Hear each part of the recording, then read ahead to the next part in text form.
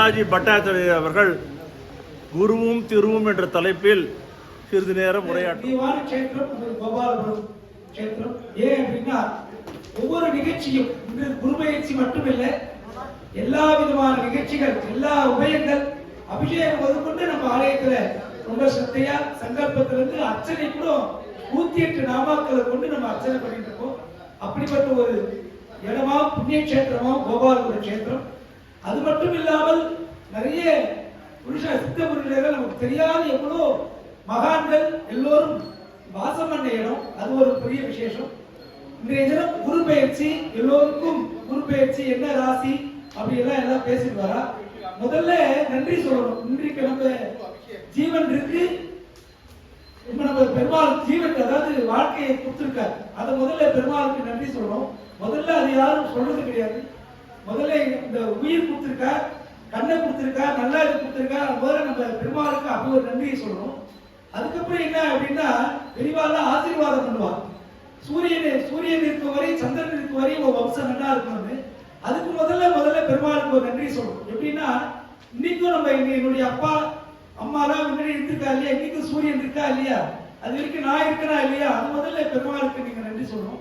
அப்படிலாம் அதுக்கப்புறம் என்ன பண்ணணும் அப்படின்னா நாம எல்லாரும் குரு என்ன பண்ணுவார் தான் கேட்கறாரு. அவர் ஒரு பெரிய தண்டனாதிபதி மாதிரி சொல்றாரு. முதல்ல நம்ம பிரபஞ்சத்தை முதல்ல மதிக்கணும். இந்த பிரபஞ்சம் நம்மள ஆட்டி படைக்கணும். அப்ப நம்ம முதல்ல அமைதியா இருக்கணும். என்னென்ன நடக்கிறது அப்படியே ஃபாலோ பண்ணிட்டு போகணும். அது ஃபாலோ பண்ணும்போது நம்ம முதல்ல ஒழுக்கமா இருக்கணும். நம்ம வீட்டுல எழுந்து கிருஷ்ணாரி எழுந்திருக்கணும். முதல்ல நம்ம யார் நித்தியகர்மா பண்றோம் ஃபர்ஸ்ட் நம்மளை பார்த்துக்கணும். அதை பார்த்துட்டு அப்புறம் தான் இந்த பெயர்ச்சிகள் எல்லாம் வரும். இந்த பெயர்ச்சின்றது குரு பெயர்ச்சி அப்படின்றது வருஷத்துக்கு இன்னைக்கு கடகத்துக்கு வருவர். அவர் மாறுவார். ஒரு வருஷம் சனீஸ்வர பகவான் 2.5 வருஷம், ராகு கேது அப்படின்னு அவாவா சஞ்சாரம். சூரியன் கிழக்குல உதிச்சுட்டே இருக்கா, அடுத்தது மேற்குல நித்தியம் மறந்துட்டு இருக்கா. அதெல்லாம் அவாவா டூட்டியா அழகா பண்ணிட்டு இருக்கா. மழை வருது. அதுபோல சந்தர்ப்பத்திலே ஆத்தியாத்மிக, ஆதி பௌதிக, ஆதி தெய்வீக நம்ம இயற்கை சீற்றங்கள்லாம் இல்லாம இருக்கணும்னு சொல்லி நாங்கெல்லாம் ஒரு பிரேயர் பண்றோம். நாங்களும் இங்க உண்மையா கோபாலபுரத்துல அர்ச்சகர் 10 கோயில நீங்க எல்லாம் சொல்ற உடனே குற்றத்துக்கு தான் வந்துருவா, எல்லாம் சண்டைக்கு வந்துருவா. இங்க நம்ம என்னை பத்தி தான் நம்ம பேசிக்க முடியும். நம்ம இந்த கோவில்ல அர்ச்சகர் நல்லா சிறப்பா அர்ச்சனை எல்லாம் பண்ணி ரொம்ப ஆத்மாத்மா, நான் முதல்ல சொல்றேன், அபிஷேகத்துல இருந்து அர்ச்சனையில இருந்து நாங்க சுத்தமா இருப்போம். அதே போல முதல்ல நம்ம மனிதர்கள் எல்லோரும் புரிஞ்சு கொள்ளுங்க என்னன்னா நாம கரெக்டா இருக்கும். அப்படி இருந்தாலே இந்த பிரபஞ்சத்துல முதல்ல எல்லாமே நல்லா இருக்கணும். அது ஒரு பாயிண்ட் வச்சுக்கணும். அதுக்கப்புறம் தான் ஒண்ணு வரணும். நித்தியகர்மா இருக்கானு ஒண்ணு இருக்கு. இப்ப சனாதனம்ன்ற ஒரு பேச்சு பேசிட்டு வர, சனாதனம்னா ஒரு பெரிய வேதத்துல ஏதோ சொல்லி இருக்கு, இது பூனல் போட்டு இருக்குவா, திருமணம் இருக்குவா, இந்து மதம் இன்னொரு நினைச்சிட்டு இருக்காங்க. ஆனா சனாதனம் அப்படின்னாலே என்ன அப்படின்னா நாம ஒரு வாழ்க்கை தான் சனாதனம், வாழ்க்கை முறை சனாதனம். வீட்டுல மனைவியை ரட்சிக்கிறீங்களா அது ஒரு சனாதனம், குழந்தைய ரட்சிக்கிறோம் அது சனாதனம். நம்ம முதல்ல வீட்டுல நல்லபடியா இருக்கணும். நம்ம வீட்டுல வீடு சுத்தமா இருக்கணும். யாரு எவ்வளோ வீடு பாருங்க, நீங்க தாங்க எல்லாத்துக்கும் 1 மாசம் கழிச்சு சுத்தம் பண்ண அப்படின்னு, 1 வருஷம் கழிச்சு சுத்தம் அப்படி இருக்கக்கூடாது. ஒரு வீட்லயே ஒரு சின்ன விஷயம், ஏன்னா இது டாபிக் தாண்டி போக சொல்லாதீங்க. ஏன்னா அங்கதான் குரு திருன்றோம். குருனாலே ஆசான். ஆசான்னா யாரு? நமக்கு நான் கூட ஆசான். என்ன ஒருத்தர் சொல்லிட்டாரு அப்படின்னா நம்ம ஆசான் இல்லையா? ஒருத்தர் யார் உபதேசம் பண்றாரோ அவன் ஆசான். அந்த ஆசான் நம்ம கேட்டு நடந்தா உடனே என்னன்னா திருவருவாங்க. குருவருள் திருவருள்.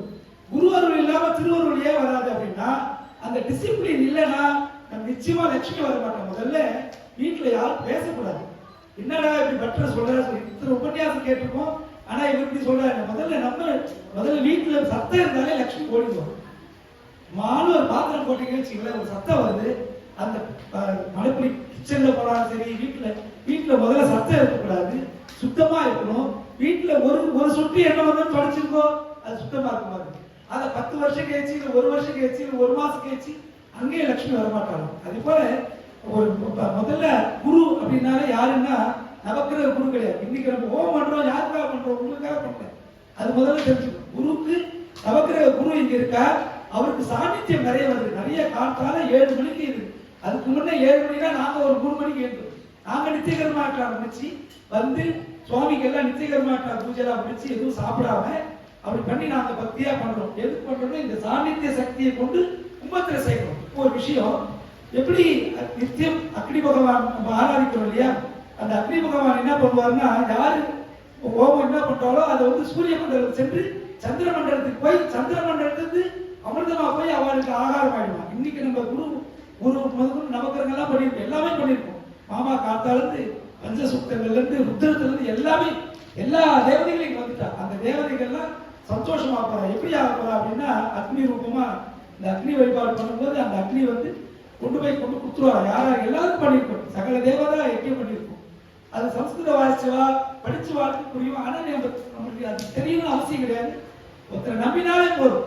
நம்ம அர்ச்சகா வந்துட்டோம் சங்கல்பம் அப்படின்னாலே ஒரு சந்தோஷம் வந்துடும். அதே போல ஆத்மார்த்தமா அந்த யஜ்யமானது அந்த சூரிய மண்டலம் சந்திர மண்டலம் போய் அந்த அபிர்வாகத்தை அமிர்தமா மாற்றி அந்த பகவானுக்கு கொடுக்குறது அக்னி பகவானுடைய வேலை.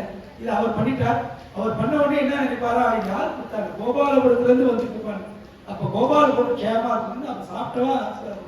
இதுதான் விஷயம், தவிர நம்ம சங்கல்பம் நம்ம ஹோமம் அப்படிலாம் கிடையாது. பொதுவாகவே சர்வே ஜனா சுகினோ பவந்து, சர்வ விஷயம் கிருஷ்ணார்ப்பணம், என்ன பண்ணாலுமே கிருஷ்ணனுக்கு போகட்டும். அதே போல இந்த ரொம்ப பேசினாலும் அடுத்தது திரும்ப தினங்கள்லாம் இருக்கு.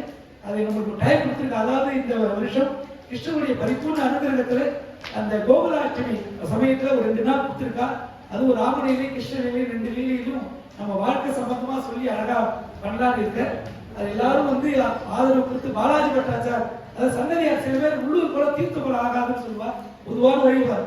இங்க ராமேஸ்வரத்துக்கு யார் போய் ராமேஸ்வரத்துல குளிக்கிறான்னு சொல்லுவோம், குளிக்க மாட்டான். நம்ம நன்மை இங்கிருந்து போய் அந்த ராமேஸ்வரத்தை குளிச்சு அவ்வளவு பக்தியா கை கூப்புவோம். அங்க உள்ளூர்லாம் பார்த்தா அந்த குளத்தை அதாவது உள்ளூர் பாசம் அப்படிலாம் இல்லாம நீங்களாம் இங்க எல்லாரும் ஆதரிச்சு அந்த அனுபவம் பண்ண சொல்லுவோம். அதே போல குரு என்பவர் எல்லாருமே குரு தான், நமக்கு குரு கிடையாது. நம்மளுக்கு வாழ்க்கையில யாரெல்லாம் என்னென்ன சொல்றாரோ அவர்தான் குரு. அந்த குருவுடைய ஆசீர்வாதம் அப்படின்னா அவர் சொல்றதை முதல்ல கேட்கணும். உண்மையா குழந்தைகள்லாம் பாருங்க, நல்லா படிச்ச குழந்தை நல்லா வரும், நல்லா படிக்காத அந்த இடத்துல 40 நிமிஷம் வேஸ்ட் பண்ணுவேன் நல்லா தோணிக்கும். குருன்றது ஒரு பெரிய இன்னும் கேட்டா கிருஷ்ணரே வந்தா நம்ம யாரும் ஓடிடும். வேணுகோபால சுவாமி சங்கு சக்கரத்தில் வந்து நின்னார்னா அவர் வந்து நிரூபணம் பண்றதுக்கே பல வருஷம் ஆயிடும். என் பேரன் வந்து ஒத்துக்க மாட்டேன், யாருமே ஒத்துக்க மாட்டேன். சங்கு சக்கரத்தோடு வந்து நானே ஒத்துக்க மாட்டேன். இது ஏதோ ஒரு பயம் ஓடிடும். அதனால இந்த குருன்றது யார் அப்படின்னா உங்களுக்கு அட்வைஸ் பண்ற எல்லாரும் குரு. அதே போல அந்த டிசிப்ளின், அதாவது நம்ம அதை கேட்டா திருதான். ஏன்னா திரும்ப என்னன்னா லட்சுமி தான். லட்சுமிக்காக எல்லாரும் யாரெல்லாம் பிரம்மேந்திர கங்காதரன், பிரம்மா இந்திர கங்காதரன்னா ஸ்ரீமன் மந்த கடாட்சம், அந்த துளி கடாட்சம் கிடைக்குமா பார்த்தா போறது லட்சுமி நினைக்கிறாங்க. அப்படிப்பட்ட அந்த லட்சுமியே பெருமாள் அடைஞ்சிருக்கான. பெருமாள் எப்படிப்பட்டவர் இருப்பார், அதே போல அப்படி அந்த பெருமாள் அந்த மகாலட்சுமி இதெல்லாம் எப்படி வருவா அப்படின்னா நம்மளுக்கு பிரதானமா உள்ள குரு என்கூடிய குருன்னா இப்ப எங்களுக்கெல்லாம் இப்ப குருன்னா மாமா தான். மாமா சொல்றதை நம்ம கேட்டோம்னா நம்ம நிச்சயமா நல்ல உயர்ந்த நிலையா இருக்கும். அதே போல ஒரு குருன்னு ஒருத்தர் வச்சுக்கணும். அது வச்சுக்காத பிரச்சனை. சொல்லும் போதே நீயா சொல்றது நான் யார் கேட்கறது, அது ஒரு தத்துவம் வச்சுக்கணும். அதெல்லாம் இல்லாம ஒரு குழந்தை தெய்வம் மானுஷ ரூபேனா அப்படின்றான். குழந்தை வந்து குழந்தையா சொல்லணும் நம்ம கேட்கணும். அவன் குரு நமக்கு நமஸ்காரம். அதெல்லாம் நம்ம பண்ண இதெல்லாம் பெரியவா பண்ணா, ஆதி காலத்துல எல்லாம் பண்ணா. இப்பெல்லாம் கொஞ்சம் அப்படி மறந்துட்டு வருது. அப்படிலாம் இல்லாம யார் யாரெல்லாம் என்னென்ன சொல்றாளோ அவளே நீங்க அது குருவா நினைச்சுட்டு அதை சொல்லக்கூடியதை கடைபிடிக்கணும். அதே போல வீட்டுல இருந்தே நம்முடைய சனாதன தர்மம் அப்படின்றது ஒரு பெரிய விஷயம் கிடையாது, பெரிய யாகம் கிடையாது, பெரிய இது கிடையாது. ஒரு டிசிப்ளின் தான் சனாதன தர்மம். அது முதல்ல எல்லாத்தையும் சொல்லுவோம். யார் என்ன கேட்டாலும் சனாதனம் அப்படின்னா ஒரு பெரிய வேத மந்திரம் நினைச்சிட்டு இருக்கா, கலசம் நினைச்சிட்டு இருக்கா, கூர்ச்சம் நினைச்சிட்டு இருக்கா, மாலை நினைச்சிட்டு இருக்கா, அப்படி கிடையாது. சனாதனம் என்பது ஒரு டிசிப்ளின், ஒரு வாழ்க்கை நடைமுறை. வாழ்க்கையில உபனிஷத் படிச்சா தெரியும், உபனிஷத்துல எல்லாமே இருக்கு, வேதத்துல எல்லாமே இருக்கு. அதெல்லாம் படிக்காதனால நாங்கெல்லாம் எடுத்து சொல்லும் போது இதெல்லாம் ஒரு பெரிய இது நினைச்சிட்டு அப்படிலாம் இல்லாம ஒரு டிசிப்ளினா நம்மளாம் வாழ்ந்து அந்த டிசிப்ளின் தான் குரு. அந்த குரு தான் அப்படி டிசிப்ளினா வாழும்போது நிறைய திருவுருள் கிடைக்கும். உதாரணத்துக்கு குழந்தைகள் கூட நான் சொன்னேன்.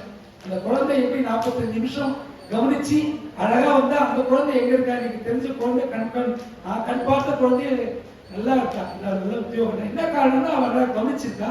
டிசிப்ளின், அந்த டிசிப்ளின்ல மாறாம நம்ம இருந்தாலே நம்ம வாழ்க்கையில ஒரு சிறப்பா இருக்கும். சந்தர்ப்பம் பண்றதுனாலயோ நம்ம யஜ்யம் அப்படின்னு சொல்லக்கூடாது. அந்த யஜ்ய தேவதா நம்மளுக்கு ஆசீர்வாதம் பண்றது. எல்லாருமே பிரபஞ்சமே ஆசீர்வதிக்கிறது. யாருக்கு ஆசீர்வதிக்கும்னா யார் ஒழுங்கா நடக்கிறானோ, நாம அழகா நடக்கும்போது நமக்கு எல்லாமே நடக்குது.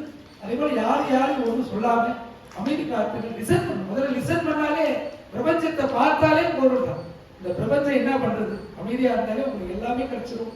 அதெல்லாம் சொல்லி வாய்ப்பு கொடுத்த ஆலய நிர்வாகத்துக்கு மனமார்ந்த நன்றியினை கூறி இந்த மேற்படி அபிஷேகங்கள் அலங்காரங்கள் மறுபடி எல்லாம் இருக்கு. இதெல்லாம் எனக்கு அடியெடுத்து வாய்ப்பு கொடுத்ததுக்கு நன்றி. மீண்டும் ஒரு நன்றியை அந்த கிருஷ்ண ஜெயந்தியில் 2 நாள் கிருஷ்ணலீலா ராமலீலான்னு சொல்லியிருக்கோம். அதுல ராமனுடைய லீலைன்னா ராமர் லீலை பண்ணல, ராமனுடைய அந்த உபதேசங்கள், ராமனுடைய விருத்தாந்தங்கள், ராமர் எங்கெல்லாம் எப்படி இருந்தார் அப்படின்னு அதுவும் கிருஷ்ணனுடைய லீலைகள்லாம் ஒரு 2 நாள் கொடுத்துருக்கார். அதுக்கும் ஒரு நன்றியை முன்கூட்டியே சொல்லி வாய்ப்பு கொடுக்குமாறு கேட்டுக்கொண்டு தன்யவாதம்.